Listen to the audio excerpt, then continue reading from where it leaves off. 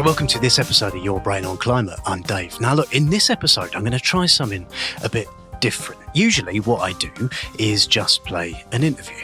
This episode is still mostly an interview with the fab Lydia Messling about whether it's possible, even desirable, for climate scientists to be, quote, neutral. But look, I've wanted for ages for this podcast to be a little bit more about storytelling, feeling a bit more like I'm telling you a story that you might be interested in, as well as listening to someone fab. You know, a bit like some of them brilliant podcasts that I've listened to that have inspired me for so long.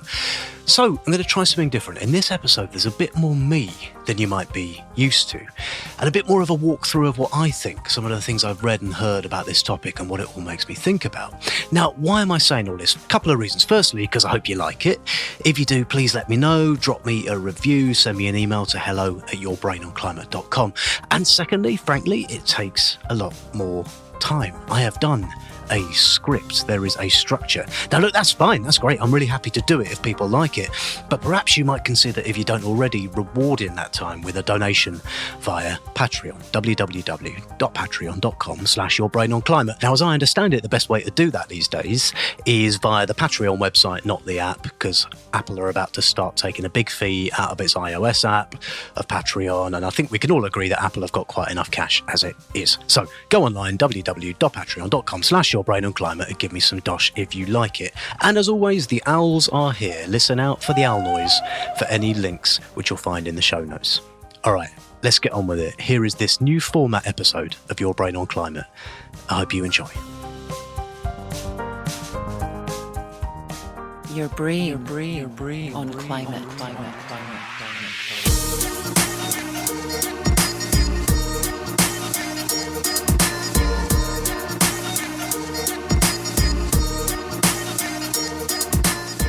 The 2021 Netflix film Don't Look Up isn't technically about climate change. It's about two scientists, Kate Dibiasky, played by Jennifer Lawrence, and Randall Mindy, played by Leonardo DiCaprio, who discovered there's a comet heading for Earth that's going to wipe us out.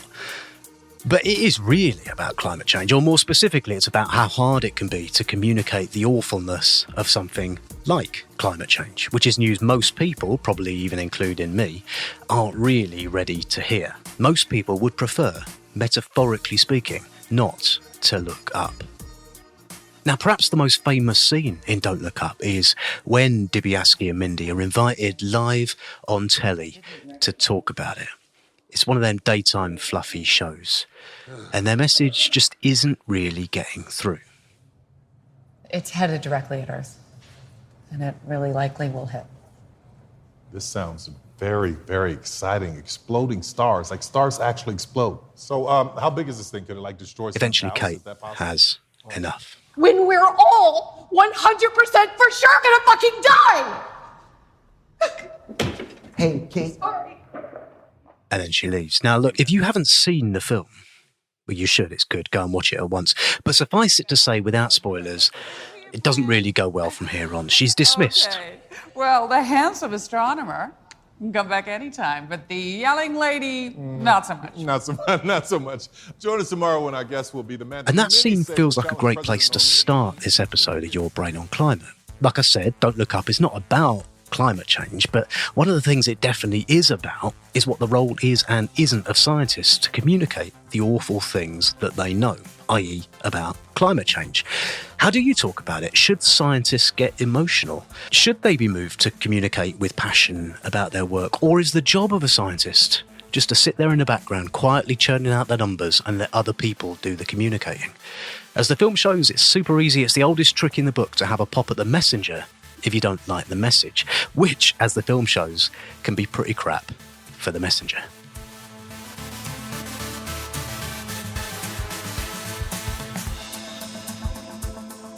Sometimes in my line of work, I hear people getting cross with climate scientists for not doing more communication or not doing it better. That was certainly the case 10 years ago when there just wasn't enough communication about climate change happening in general, but the scientists have known for ages.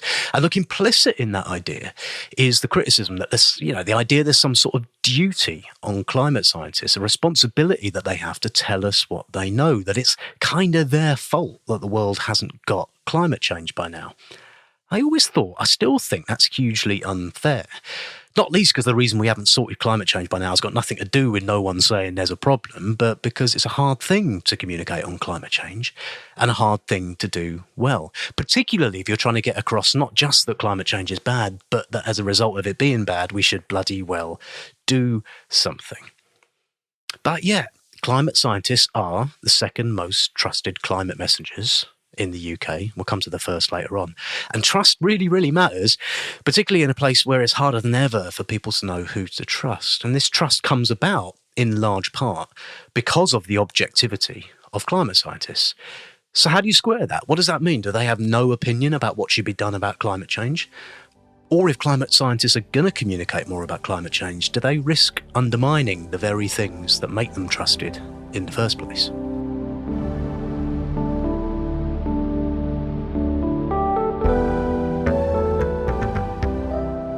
So this episode, I'm having a chat to an expert on all of this. And pronounce your surname just so I get it right.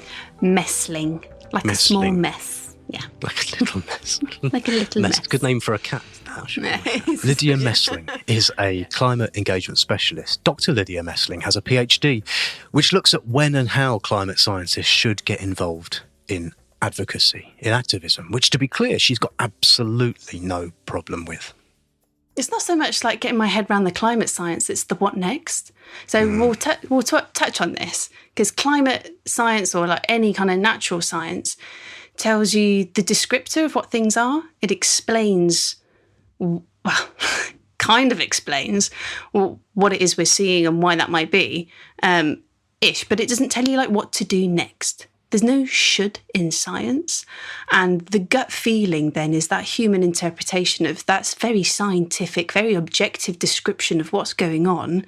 Your gut is then doing the and what next? And you cannot get that answer from your hardcore science. You get that from your social science and from your ethics and your philosophy and from your deliberative democracies. The what next is very much a human action, and it's that human gut wrench that we need to think about. It strikes close to home for me because when I was doing my training as an environmental scientist at UEA, I did have a lecturer say to us, look, if any of you want to get a job, don't go volunteering for Greenpeace or for these other things. Don't go on these marches because you won't get employed. This is way back in the early noughties. And I just think that really got me thinking, how do you keep living with this, as we were just talking about, this gut wrench, and then your head very much in the science? Now, recently, Lydia, along with Crystal Van Eck and superstar climate scientist activist Catherine Hayhoe, wrote an article in Nature responding to something that annoyed them very much. Now, that thing that annoyed them was an earlier article, also in Nature, by a guy called Ulf Büntgen. Sorry if I've not pronounced your name right, Ulf. Now, Büntgen have written a piece which is a bit tough going, and I read it so you don't have to, but it makes a few points that Lydia and her chums had beef with. The core of it is that climate scientists should keep well away from political advocacy, and vice versa, political advocates shouldn't cherry-pick climate science to suit their pre-existing arguments. Now, it's important to say that Büntgen's paper isn't trash. He's not a climate skeptic. He's coming from a position of genuine concern about the solidity, the reputation of climate scientists and the resulting strength of the work itself. But there are some ideas in there that are, a bit contested. One of those ideas, at the heart of his argument, is that climate change science should be, quote, neutral, with those that do it not driven by any ideological agenda. Can any scientist be neutral? I think it's what we need to first do is tease apart like what the issue is. If scientists engaging in advocacy is worrying us, why is that? Oh, well, we're concerned that they might be making biased science. That means they're allowing their political views to influence the way in which they're creating their science, right? We don't want that. That's absolutely rubbish science. That's not what we value scientific knowledge for. We value scientific knowledge because anybody can use it, whether you're conservative or left-wing. Like, that knowledge, by the way it's been creative, this objective knowledge, that's why we value it. So if you're creating biased science tainted with your political values, it's going to go in the bin. So that's one concern about advocacy. The other concern about advocacy is that as scientists, you're maybe abusing your position to speak out on views that isn't related to your expertise. But this main issue that you've been asking about neutrality, really relates to that first one, right? About biased science. And the way in which scientific knowledge is created is that you've got these different checks and balances in the creation of the knowledge. You've got peer review. All right, it might not be the best it could be, but it's what we got. We've got other ways in which we perform scientific methodology with hypotheses. And the reason why we value scientific knowledge is because of the method of its creation. The method of its creation and assessment tries its very darndest to ensure that these other opinions that scientists have don't influence it, right? It's why we don't like eugenics. That's not real science. That's the racist views of scientists influencing the way in which they are interpreting the data so it fits in with their racist worldviews. That ain't proper science. So can a scientist be neutral? No, you never can. You've always got all of your human bits and bobs going around with you and your feelings. You can never be neutral, but the way in which you perform your science and have other people assess it and work with the community can produce objective knowledge. And that's it.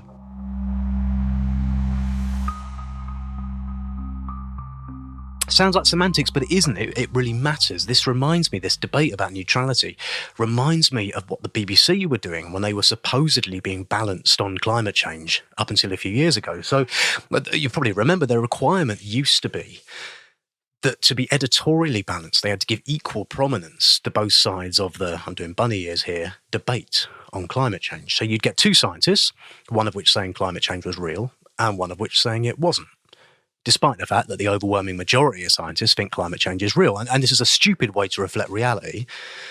So the BBC changed its guidelines after some campaigning and realising it was stupid. So deniers now don't get anywhere near as much time, if any. Now, it took an objective look at the volume of climate scientists that think climate is a problem and stopped trying to be, quote, neutral on the whole thing. And that's the difference between objectivity, where you look at what the evidence is telling you, and neutrality, where you say you don't have an opinion either way.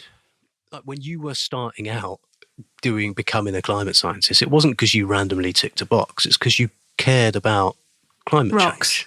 Nah, I love rocks. Oh, right, okay. Volcanoes. Bad example. Absolutely, yeah. I'm one of those.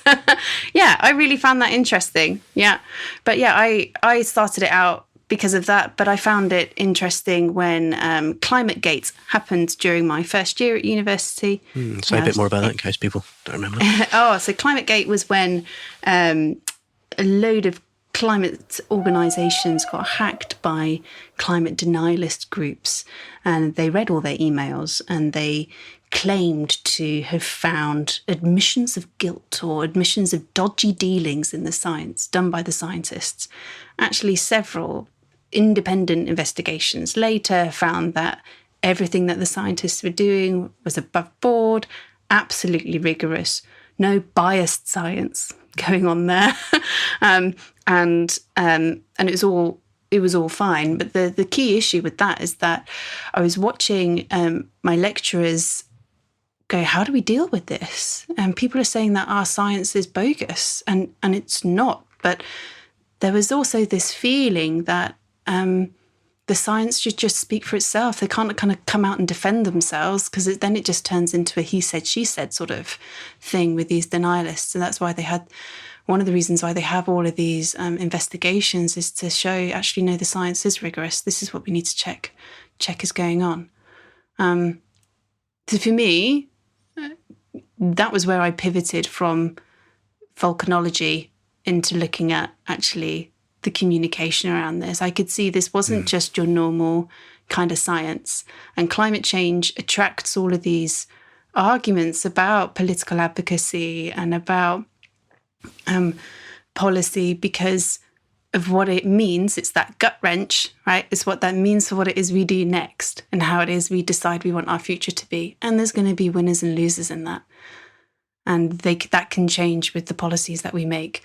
So what's the it's a really easy way to discredit to make sure that you get the outcome that you want, maybe, is to discredit the science if your outcome is to keep everything the same.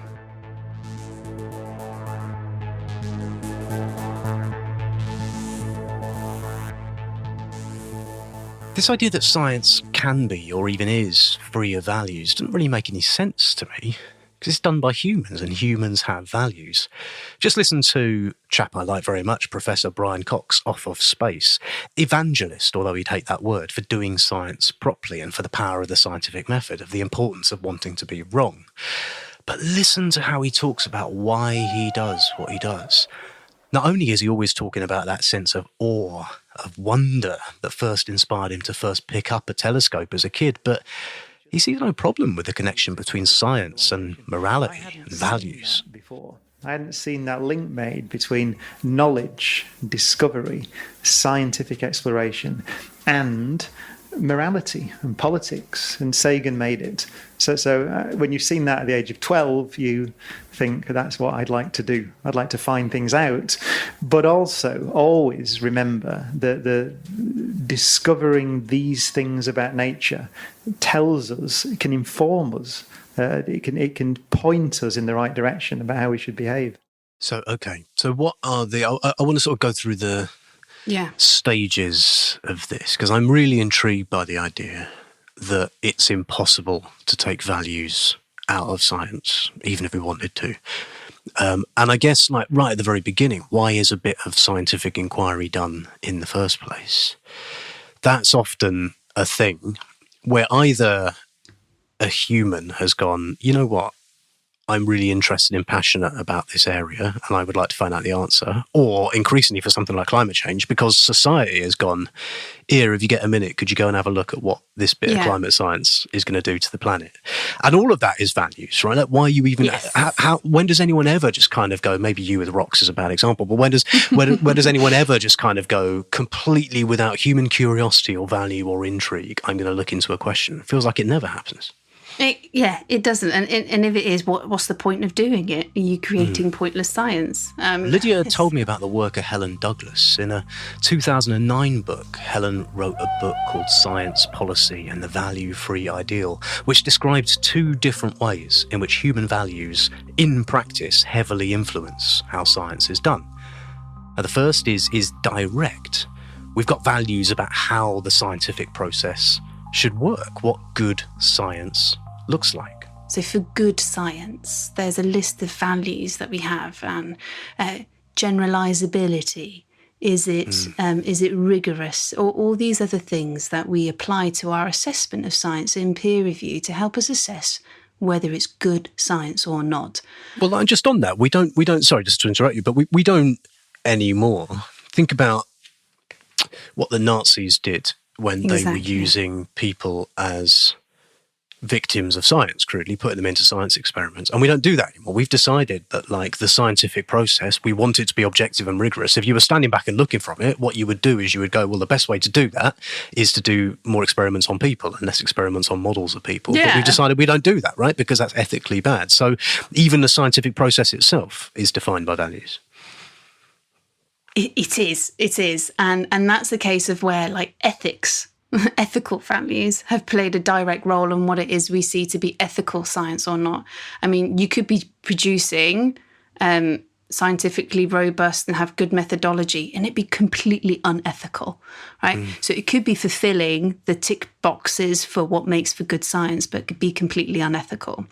Now, what we have in our conceptions of, and You've mentioned Nazi science. It always goes back there. Always bring up the Nazis. It's in every episode of Your Brain on Climate, about 20 minutes in, I'll bring up the Nazis.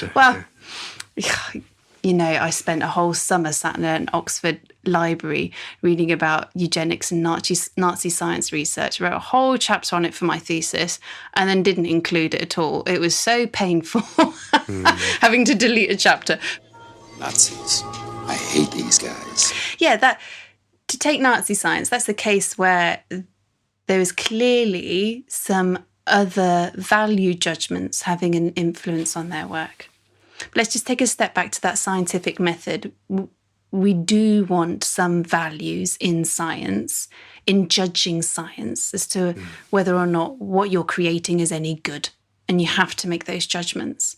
So that's the direct influence of values. Now, the other type of influence that Douglas talks about is the indirect. And let's basically just call this like your social context, right? The way in which you think about good might be influenced by other things that you've experienced, or what might look like good science in that Nazi science context completely. It was also fitting in with a very clear political view that they had. And so they were absolutely blind, or were they blind? Were they very conscious? But they thought they were still doing good, rigorous science, but it was completely tainted by political values. Now, I'm getting myself in knots a little bit here, because actually that's a case where political values played a direct role in the interpretation of results. But there can be other contexts where we exist within social things, and as you've described, like making value judgments about what it is you want to research. Now, I'm really passionate about social justice, and if I'm passionate about climate communication for that, that will influence what it is I'm interested in and what sort of research questions I look at. And that's like that indirect influence. And I say indirect because even though it's directly forming the questions that I'm looking at, when I then carry out my research into climate communication, I park all of my motivations at the door on that. I don't allow that to influence my interpretation of the data, because I'm able to apply this methodology of how I analyze data and look at the messages and things that are in there. I cannot let my desire for whatever to influence that. And the methodology that I go through and the scrutiny from other colleagues is how I ensure that that doesn't happen. But the very fact that I'm asking that question in the first place is because of those other values at play. Well, right. And I guess there's a lot of scientific people who hold themselves up perhaps as unbiased. I often find that people who say the most stuff about how important it is to be unbiased are the worst at checking their own biases and think they don't Exactly. have to, right? Yeah. And at least what you're doing, and what you say most people do, is you really care about climate change. It drives you. And when you do science on climate change, you're very aware of that. And you park it at the door, and you know you need to do that, and your peer review presumably is with people who might disagree with you specifically for that kind of reason. Whereas I think a lot of other people wouldn't do that, because they would not check their own biases, because they wouldn't think they have any, because they hold themselves up. And so probably they're more likely to be biased, weirdly, than someone who is aware of their biases. Exactly. Am I making any sense? Exactly. Your brain on climate.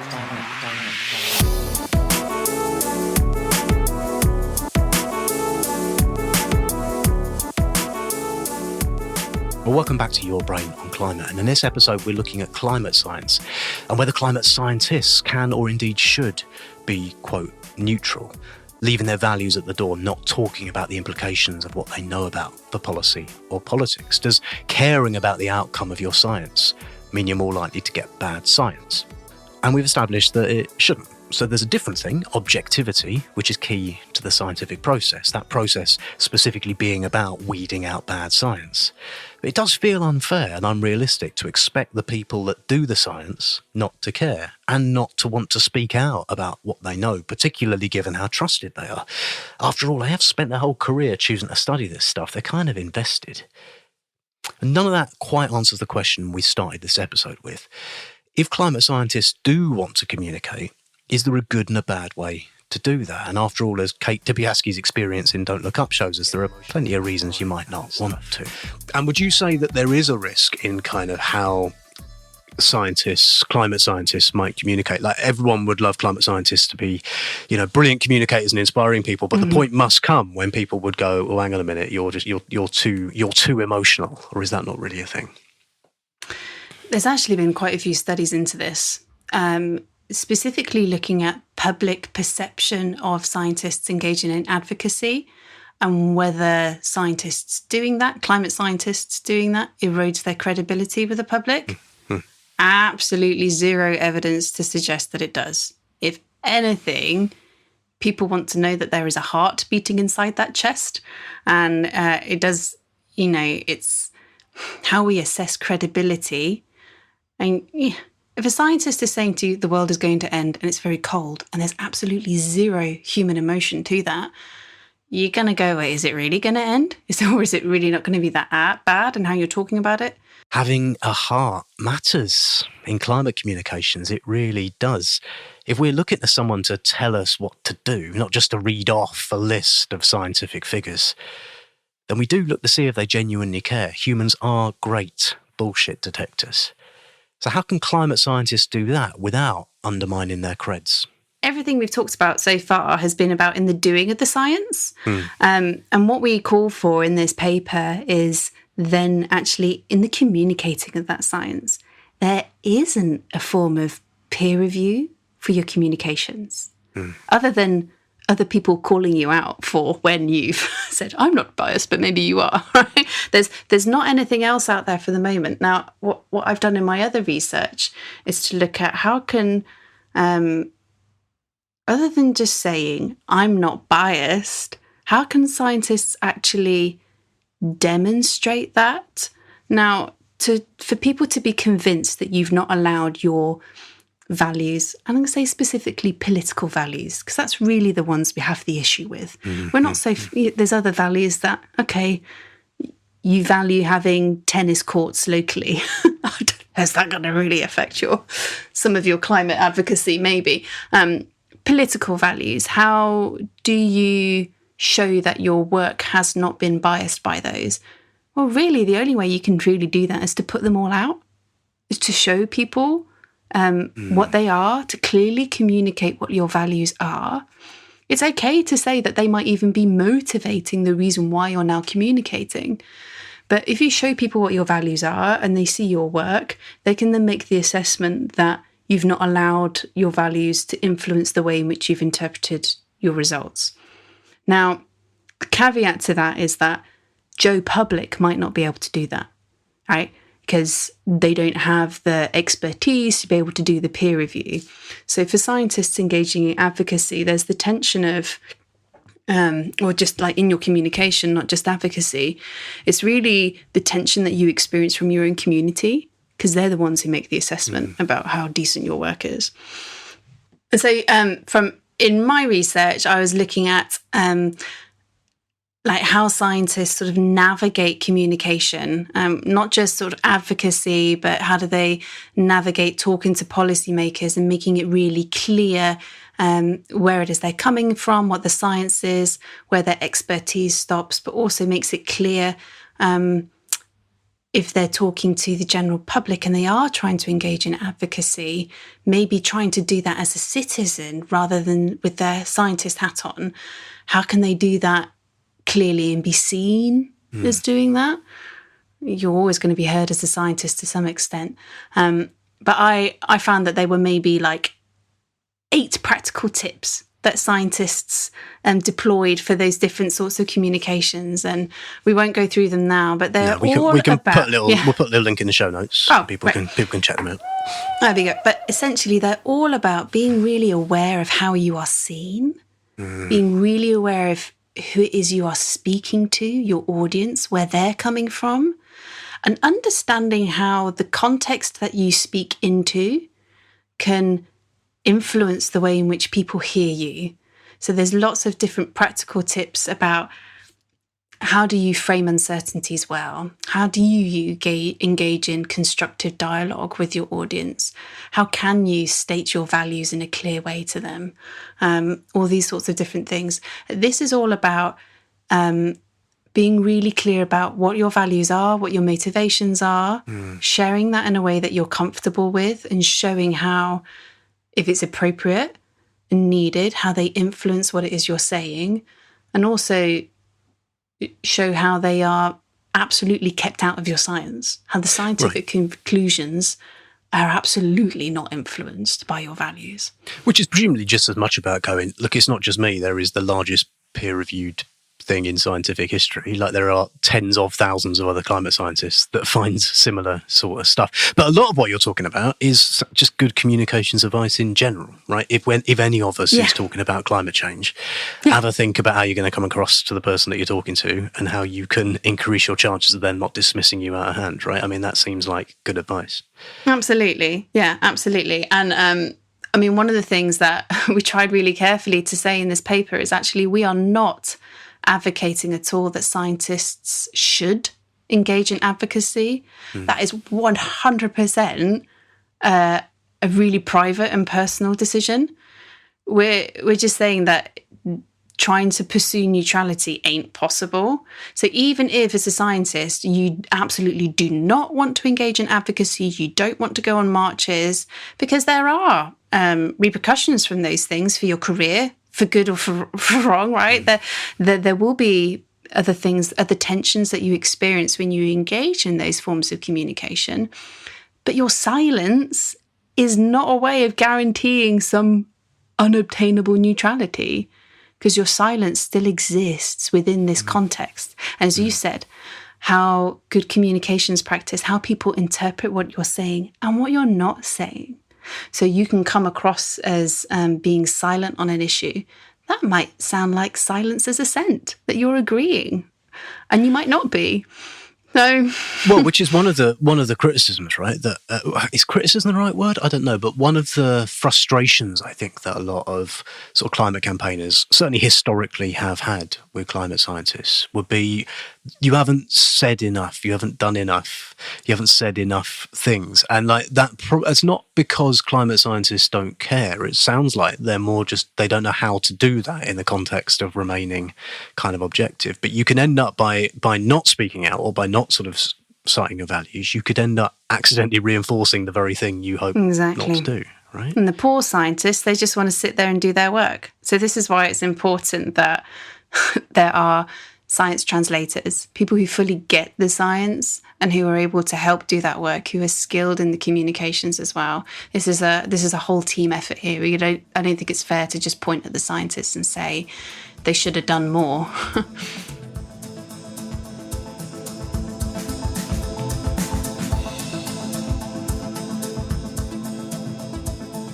I mentioned earlier on that it gets my goat no end when people have a go at climate scientists for how they communicate, or the fact that plenty of them don't communicate. Like, leave them alone. Like, as Lydia says, plenty of scientists just want to do the science, and it's the job of all the rest of us to help turn them grim facts that they deal with into great stories of action. If you're interested in that, by the way, come back for the next episode. We're going to be talking all about stories of action. But if you are a climate scientist who does want to tell your human story, then there are plenty of ways you can get some help. I'm thinking there not just of Lydia's work, but also shout out to my own organisation, Climate Outreach. And the first thing any training or support for climate scientists or for scientists who want to speak out is to acknowledge that for many academics or scientists, communicating doesn't necessarily come easy. It's not necessarily what you've been brought up, if you like, to do. It can feel quite lonely, like you're sticking your neck out. And there's plenty of people, like Ulf Büntgen from the first half, ready to suggest you stay in your lane. Here's Lydia again. I interviewed a bunch of scientists, some of them early career researchers, some of them like literally a couple of days away from their retirement. And, there are so many things that play into your confidence about speaking out. And when have you got enough weight to do so where people won't question your science? I mean, that whole questioning your science, as we've just talked about, is a red herring, because there's clearly ways in which you can have all of these big fluffy values that influence your political opinions, but it won't influence your science, obviously. But there's still that perception.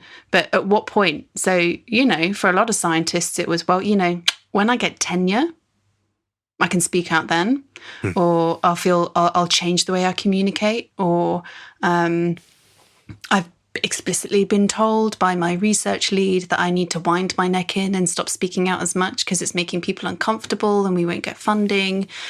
Or the other one who was, so close to retirement, saying, I entered climate change just being interested in like clouds. It wasn't, at the very beginning of my career, we hadn't really found out as much about climate as we do now. It wasn't such an issue. And I've stayed quiet, but I'm thinking now in my retirement, now is the time. So you go through different chapters in your life about different things that you care about, or you have a different ability to speak to those around you. So those who are later on in your career, you've got a certain degree of authority that you didn't necessarily have as an early career researcher. What are you going to do with that authority? Your scientific research isn't going to tell you that. That's another values judgment to make, your ethical values or what else you see going on. But that's something that's changed.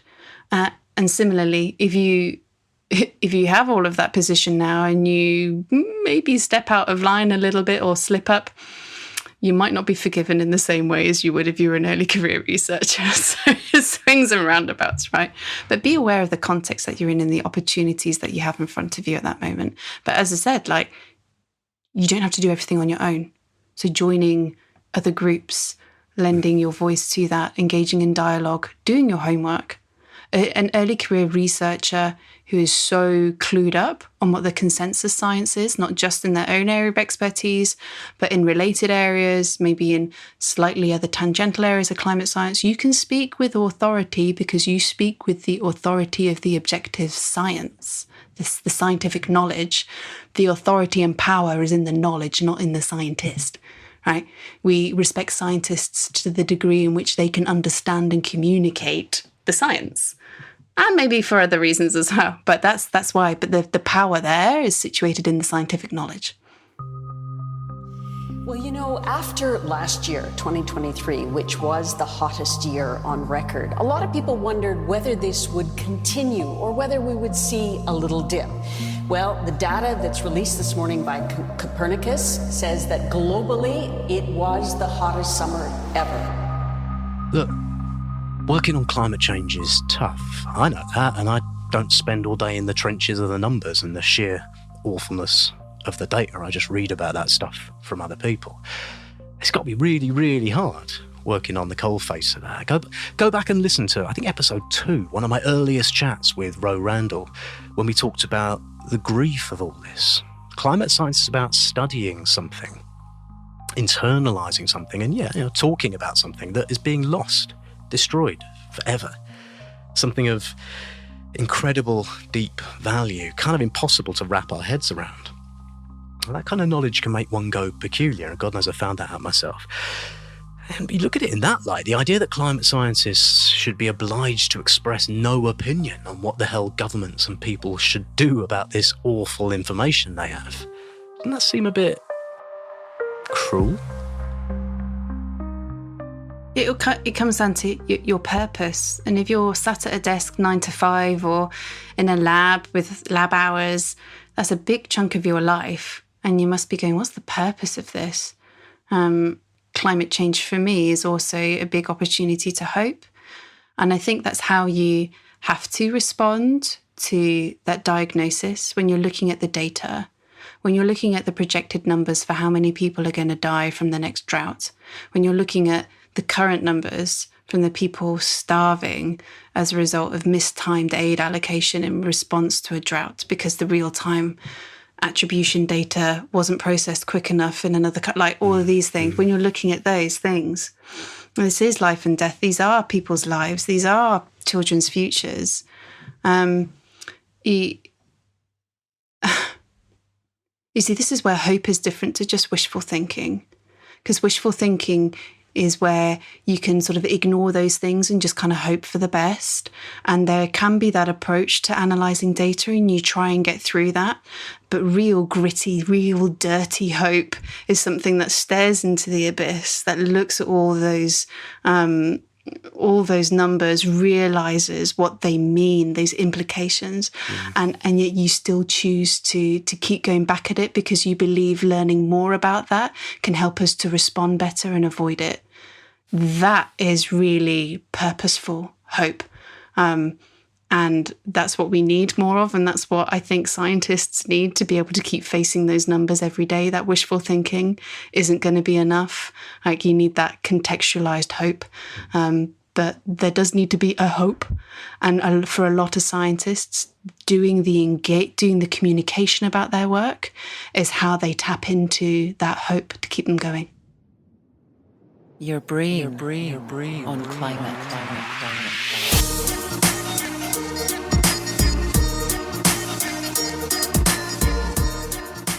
Where are we at? Ulf Büntgen wrote a comment piece to Nature saying that he thinks climate scientists should stay, quote, neutral. I think after talking to Lydia, I reckon he's just missed the point massively. Firstly, look, if the scientific process is done right, it corrects for bias, which everyone has because everyone is human, even, perhaps especially, people who are the quickest to accuse others of it. Ulf also says that scientists should stay in their lane, but I don't see why anyone shouldn't be allowed to espouse any given solution they damn well choosy. Scientists are people too, often more informed people and definitely more trusted people than most people. If they want to advocate for it, that's a good thing, as far as I see. And the third point, the thing that I mostly think, is that all of this is a bit of a waste of time, isn't it? Because, like, scientifically speaking, we know we've got to act. The science is tightening, but it's not tightening around that question. Like, we know it. We know that already. So let's get on and act. And what we need is as many people talking about it as possible, particularly trusted people. So why waste time sort of arguing about whether climate scientists who do advocacy are in some way undermining the science? Like, the science is sorted. Let's just move on from that, right? But before I finish, you remember I mentioned earlier that climate scientists are the second most trusted climate messenger? Well, of course, you know who the first is, don't you?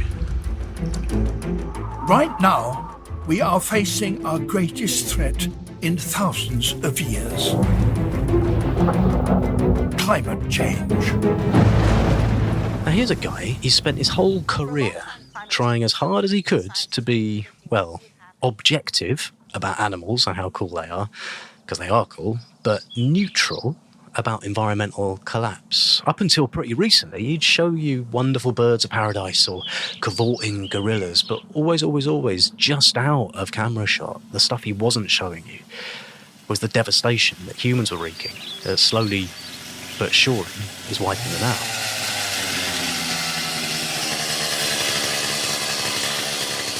He never showed any of that, and it got increasingly awkward. And only late in his career did David Attenborough change tack, starting to say that, you know what, having watched the world go to hell for the last 90 years, he'd quite like us to stop buggering it up, please. And it was hugely powerful when he did. People listened. They respected that move away from neutrality. They trusted him. They spent all their life listening to him, and they'd always liked the way he told stories about nature, telling us how things were. He told us how things were objectively, but with a bit of a soul. And the reason he's such a powerful, if you like, climate leader is precisely because his values are on show. He's not anymore neutral. And frankly, nor should he be. Here's Lydia with the last word. There is a difference between neutrality, which is about the context that you're in, and objectivity. And what scientific knowledge creates is objective knowledge. And trying to stay neutral is not a way of achieving objective knowledge. The scientific method is. That's how you get your objective knowledge. And so in striving to maintain the objectivity of science, you will not achieve that by trying to stay neutral. If anything, you need to state even more clearly what your values are and demonstrate how that has not influenced the creation of that objective knowledge. Now, this paper isn't saying that you should engage in advocacy. That absolutely is a decision for scientists to make. But simply avoiding it isn't going to preserve the objectivity of science. That's separate. Actually, maybe you making it clear where you're coming from, that can be a way of preserving the objectiveness of science and demonstrating that. So neutrality is a myth. We don't want it. We actually really want you to lay out clearly what the values are, let people see it.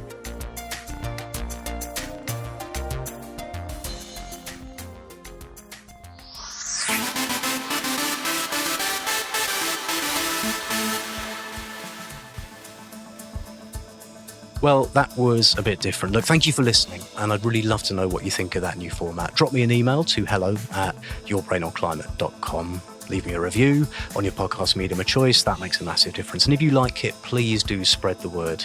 Yeah, review, tell your friends, plug on social media. I'm at Brain Climate on the X Twitter. As I said at the start, it takes more time to do it this way, but I do hope you think it's worth it. And if you do and you'd like to chip in on Patreon, please do online, not via the app, at patreon.com/yourbrainonclimate. Or if you want to support me another way, drop me an email to hello@yourbrainonclimate.com. I'll be back next episode, hopefully with the same sort of format, unless people really hate it. Until then, nice one. Look, stay safe. Thank you for listening. And remember, you talk about climate change to whoever you damn well choose. Bye.